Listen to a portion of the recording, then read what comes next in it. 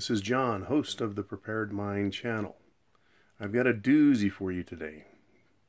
If you're new to prepping, pay attention to this one. You're going to get a lot of good comments down below. The hordes will hunt preppers. I woke up this morning and thought of looking at this in a new way. I thought of looking at what's going to happen to non-preppers when shit hits the fan. I think in the first week they're going to attack each other. You know, people will go to the stores, and we're talking about non-prepping type people. They're going to be in a panic. They're going to be able to live out of their homes for anywhere from 3 days to 2 weeks. 3 days to 2 weeks. They'll have to eat stuff they don't like cans of Chef Boyardee. They're going to end up eating all of their basic food, whatever rice they have, all their Uncle Ben's. Eat their popcorn, whatever they can get their hands on. And I also believe that very quickly the government, what little there will be of it, will be busy either distributing food or collecting food. And we've discussed this as preppers somewhat. And when I say we have discussed this, either on this channel or other channels, these subjects have all been brought up. But I don't think that hordes hunting preppers has been discussed in the way I'm going to discuss it. We as preppers like to think that we're very careful and cautious for the most part. That if no one knows about us in our neighborhood, then we're safe in our home. That if we camouflage our home, people will leave us alone and not bother us. I really think that we've got a problem that we need to consider.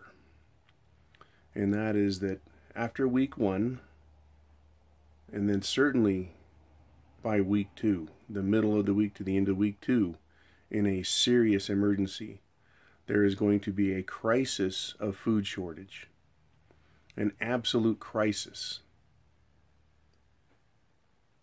And there is going to be another element here, and that is people, as stupid as they are, as lazy as they are, they're not that stupid. They're going to figure out and remember that there are preppers out here. They're going to realize and remember the TV shows, the blips they saw on the news. They're going to remember survivalists. These words are going to come into their head because they're going to start thinking, where do we get food? And they're going to think that Joe Smith down the street, he was military. And so they're going to inquire into Joe Smith.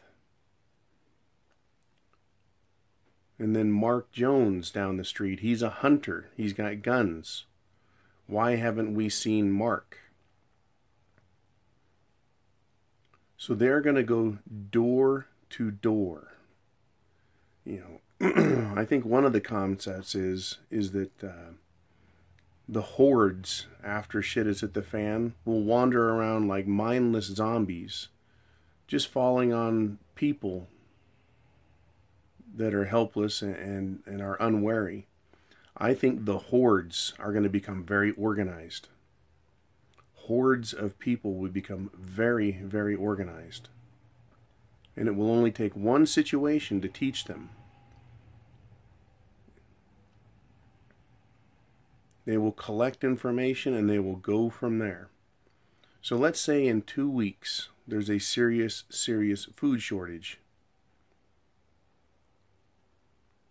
And 50 people, say a small community, says we're going to go door to door and search every house. When they get to your door, how are you going to stop a horde of 50 people? They're going to knock on the door, and if you don't answer it, they're going to kick it down if they knock at all. Let's say they kick the door down. How are you going to stop them? You can shoot with your gun. You think they're just going to go away?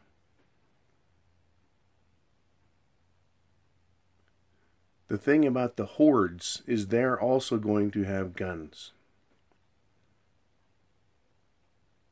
They're going to go door to door and say it's going to be 5 people. Maybe they send out groups, 5 people. You take the left side of the street, you 5 take the right side of the street. Go down, do this entire city block, door to door. I'm sure they're going to find a lot of doors with people behind it that are starving, and they're going to demand their food. They're not going to ask, they're not going to beg, they're going to demand that they give up their food. We've discussed how people will kill at this point over food. The moment any resistance is met, any resistance, that is going to attract more attention from the horde. That is the large organized body that is desperate.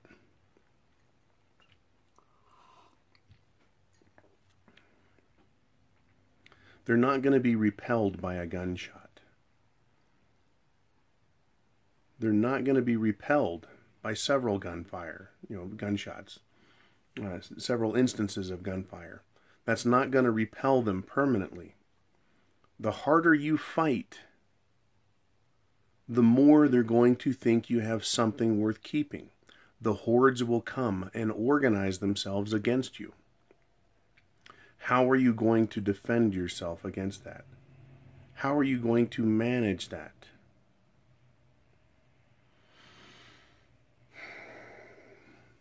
They're not just going to go away.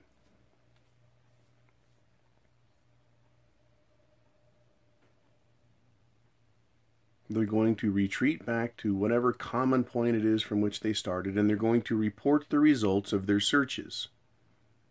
And let's say there is a prepper that they've discovered. And they discover there's a prepper every 3 city blocks. And they have something that's worth defending. They're not going to attack all 3 at once. The horde will gang up hundreds of people at one house, and they will fill that house with lead. They will burn that house to the ground if they're stupid enough, and they might be. But they want to keep the food that's inside. So this idea of burning them out, it's a yes and no. But they can fill that house full of lead and kill everybody. How are you going to stop that?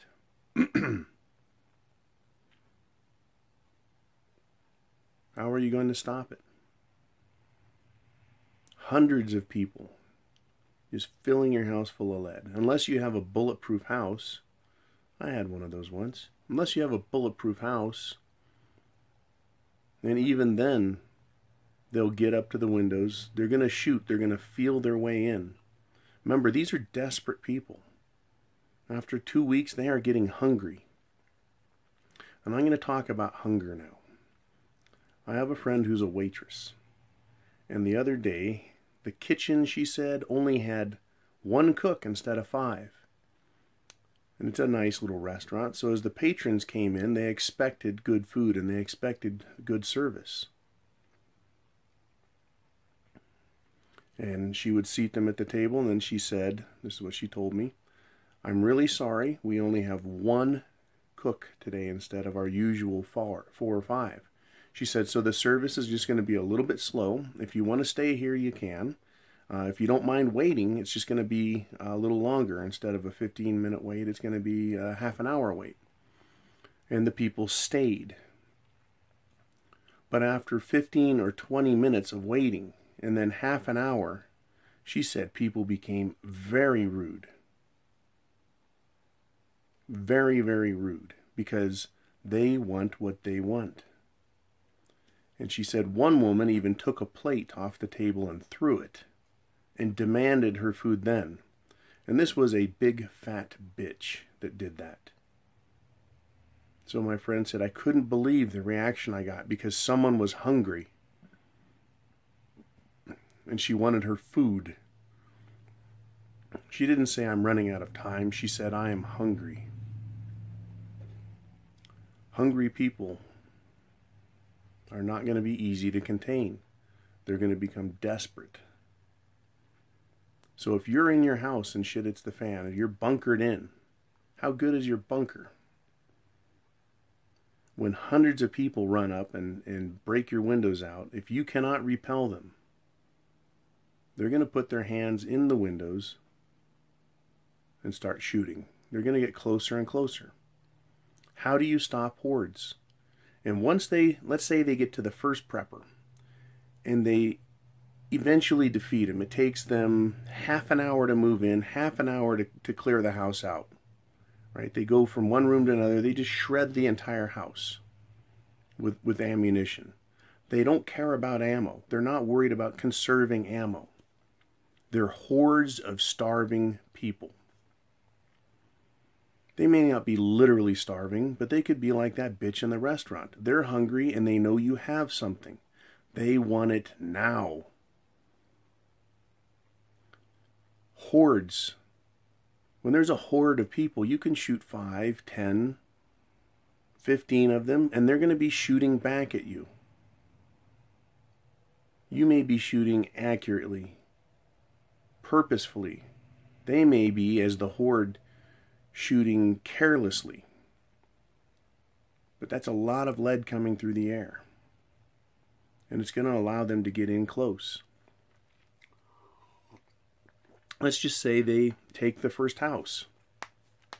And they discover what is enough food for 4 people for 1 year. Well, for 100 people, that's food for a few days, let's just say. To them, it's a gold mine. And they realize, and they remember, of course, the prepping shows. Doomsday preppers. They realize what a gold mine your house is. This first guy that gets killed. Holy shit, look at all of this food. Medical supplies. Water filtration. After 2 weeks, some people are getting sick from drinking bad water. They see what a gold mine this first place is. Whatever leadership is involved in this horde, they are going to organize and go block to block. If their little search parties have discovered holdout homes, and they will take them all. One by one, the hordes will overrun these bunker homes, these strongholds of prepared people. I think the number we threw out was 3 in 100, maybe 5 in 100 are preppers, 3% to 5%. They're prepping to some degree. So every 3 city blocks. Now there's going to be some people that are moderately prepared, and there's going to be some people that are wildly prepared with food. The hordes don't know and they don't care. So every other city block, there's someone that they can't get out of their house. So they leave someone to watch them. They go back and they report to the horde master, who organizes an attack party. And they go in and they will systematically take these homes down. Whether you've got just 1 month's supply left or whether you've got 1 year or 5 years. They don't know what you have. They just want it. And let's say you go, I only have food for 1 more week. Leave me alone. They don't care. They are hordes of hungry people. Now, a big part of the problem is, yeah, these hordes are just regular people. They didn't prepare, they didn't care, they're a bunch of grasshoppers, right? They're just going to eat everything in their path. They don't care at that point. Who is going to organize them? I can tell you right now that there's going to be policemen, there are going to be businessmen, there are going to be military that are retired. or active or X, however you want to describe them, that weren't preppers that are going to be good at organizing others and doing situation analysis. It won't take them long to catch up just enough. All they need to know is enough to be able to overrun your house. The hordes. You repel one, they're going to come back. You even deal with someone begging for food. One person, two person, a family begging. They're going to report to the hordes if they receive something from you. They're going to report to the hordes exactly what you look like, what you sounded like. This is going to happen in big cities, in the suburbs. This is going to happen in little cities. And it can even happen in the country. Torches and pitchforks going house to house. When they get into a house, they're going to search it. They're going to ransack it. Of course, they'll go to the kitchen first. Then they'll go to the bedrooms. They're going to look in the closets. They're going to tear houses to pieces. They're going to go into the attic. They'll go under the house if they're intelligent. And they will. Because once they figure it out once, they're not dogs. They're going to communicate with each other. They're going to share that information to make the rest of the horde more successful.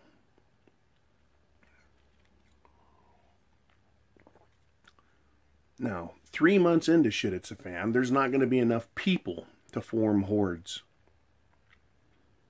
Because they're either going to be all shot by other preppers, they're going to be shot by themselves, they're going to be starved out from stupidity,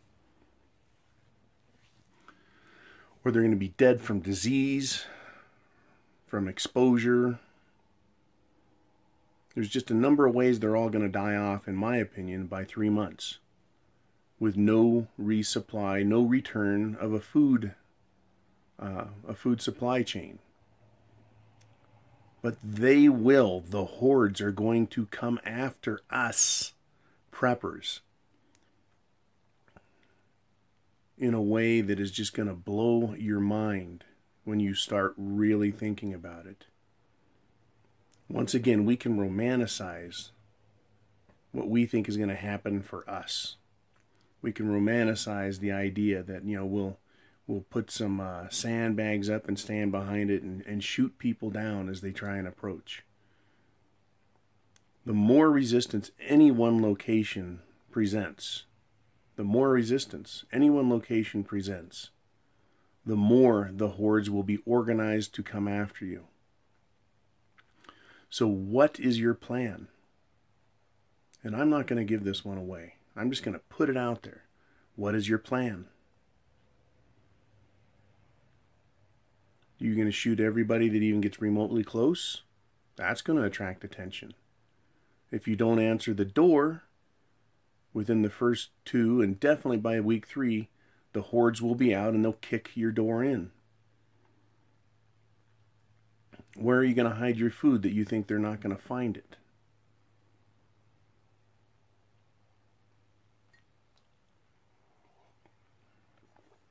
Being gray isn't going to help you a bit.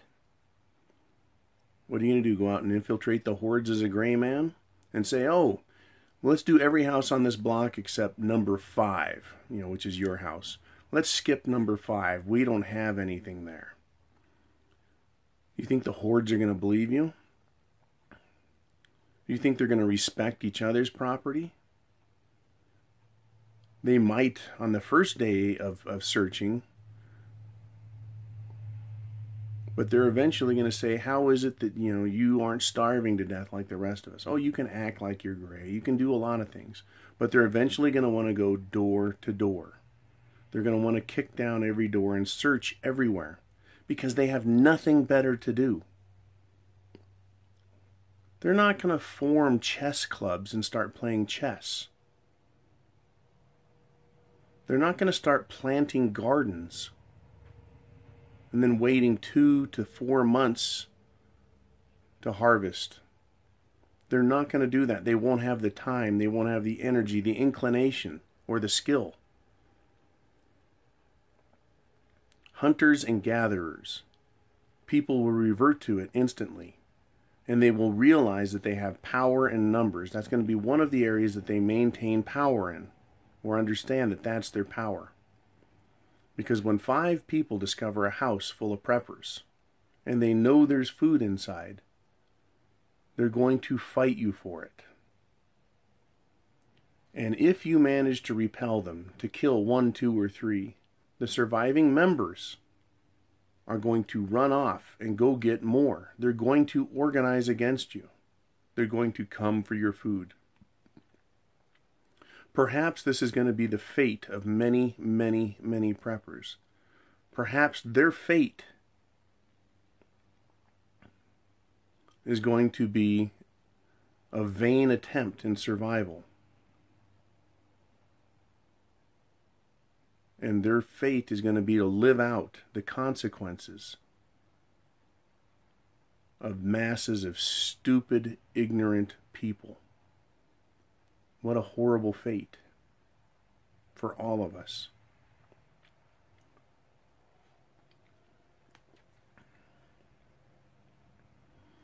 The powers that be are going to be holed up in their bunkers. They're going to be well defended. They're going to be well fed. They're going to be waiting for everyone out here to kill off each other. Whether they cause the shit it's the fan scenario or not, they don't care. So I think I've described rather thoroughly what is going to happen to people in cities, in the suburbs, in smaller towns, how preppers are going to be singled out because of their behavior. And they're going to be hunted because they are rich, they are valuable victims for the hordes that will gather. Hordes. We're talking about 50 men, 100 men, 200 men, followed by their women and their children. And taking a prepper stronghold is going to represent food for them. Food for them. That's all they're going to care about. And if they get 1, 2, 3, 4, 5 preppers a day, that is going to allow them the food they need. Now, the scenario I've described, week 2 and week 3, that takes into consideration that the police or the National Guard hasn't already gone door to door in a mandatory search of the house, requiring anyone living inside to give up all of their food, or to at least tell them what food they have. And having that food gathered and taken to a central location where the authorities are going to redistribute it, which means the authorities are going to make sure their mouths are full first. Because isn't that what you would do if somehow you ended up in a position of authority over taking care of the food? You bet it is. That's human nature. So let's switch the subject to the hordes that hunt preppers. You say, "Ha, John, that's why I'm bugging out. I'm going to take my family, I'm going to take my group, we're going to fill the SUV with all of the food and supplies we have. That's my plan. We're going to bug out." I'll tell you what, re-examining it, it's not such a bad plan. After 3 or 4 or 5 days, things start getting stupid. There's going to be no return. The power's still off. Water's dried up. You're saying, yep, time to get the fuck out of Dodge. To use a well-worn expression. So you and the other preppers that have this similar plan, head to your bug-out locations. After 1 week. After 2 weeks, these hordes of prepper hunters that I've described are out in full force. Most of them are doing their city thing, and there's going to be a percentage of them that know that preppers are going to go to the woods, because these people will also be recreationalists. And they'll get the idea in their head that, well, I'm just going to go to the woods and hunt or fish. And they're going to get up there, if they even get that far, and they're going to realize there's no food to hunt and there's no fish to get because everyone else is already getting or gotten them. But they're going to smell your campfires. They're going to smell the food that's cooking. I can't describe to you. Yeah, I can. I'll describe. I'm going to describe to you that fat bitch in the restaurant again that threw a plate and yelled at my friend because she was hungry. When you drive down the street and you smell food, right? I can smell the difference between a Burger King and a Taco Bell. You can smell it. You go, yep, Burger King is near. Ah, there it is, because you smell the food cooking. When you go by a barbecue joint, oh, good God, that smells good. You can smell it. You can smell the sugars caramelizing. You can smell the fat hitting the coals. You can smell it. You know how good that's going to be. And it changes your behavior. You go from performing whatever job you had to wanting that food. You go from whatever you were doing, your mind biochemically changes to go get some of that food. Great for marketing, and shit hits the fan, it's going to be deadly for you. Because those people that are looking for preppers are already hungry. They're already hungry, so they're going to be tuned to their nose. You don't even have to use a campfire. You can use canned heat, sterno, something that doesn't produce smoke. And that food, the smell of food, is going to waft through the air. And the closer people get, the stronger the odor will become, and the more they'll be able to hone in on you. So it's near impossible to be invisible.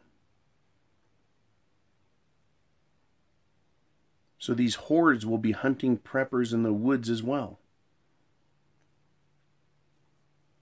And the moment they think you have something that they want, they're going to demand it. And when you turn them away, they're going to go get more people. And they're going to come back in the form of a horde, a mob. And they're not going to respect you in any way. They're not going to respect your weapons. You will become a target that they need to overcome. The hordes will hunt preppers. And when they get one prepper, they will realize what a good meal that is. I can use an example from nature for this. At my prior residence, my now ex-wife had alpacas. Basically, it's a large South American goat or sheep. And there's mountain lions all over the place. Frickin' cougars all over the mountain. For 10 years, nothing was eaten. Nothing. Just a quarter mile away, a neighbor, quarter mile, half mile, whatever it was, had goats, and the mountain lions came down and decimated their goats. Worse than that, more than 1 in 10 were killed. And then we call the federal trapper out, who comes out and shoots the mountain lion. And then the next week, the next month, the goats start getting picked away. Sometimes the next year. But the alpacas were never eaten. Why is that? I know we had mountain lions walking around. They avoided me like the plague. But I know they were there. I'm not stupid. I could go up on the hill and find scat, find signs. It's not hard to discover what predators are lurking in your area. But they never ate alpacas because they didn't know how good they taste. because it was different to them. It was foreign to them. The mountain lions looked at them and didn't see them as a food source. That's where I'm going here. The mountain lions did not look at the alpacas as a food source. They went to their normal food source. They learned that goats were tasty, that dogs and cats were tasty. They knew about deer and rabbits. They knew all those. But once they got a taste of alpaca, and they did, eventually they came down and pulled one down. They drug it off up onto the hill. Once they figured that out, it was on. Now somehow, I don't know, the other mountain lions learned from the one mountain lion that that was a good idea, because the trapper came out and killed the one that killed the alpaca. Well, the next year it happened again. And then two, a mother and a yearling. I don't even know what I want to call it. Frickin' cub. It was a pretty big frickin' cub. Two of them hunting. They discovered the alpaca was tasty, so they went after it. The moment the hordes discover that a prepper has what they need, the game is over for all the other preppers.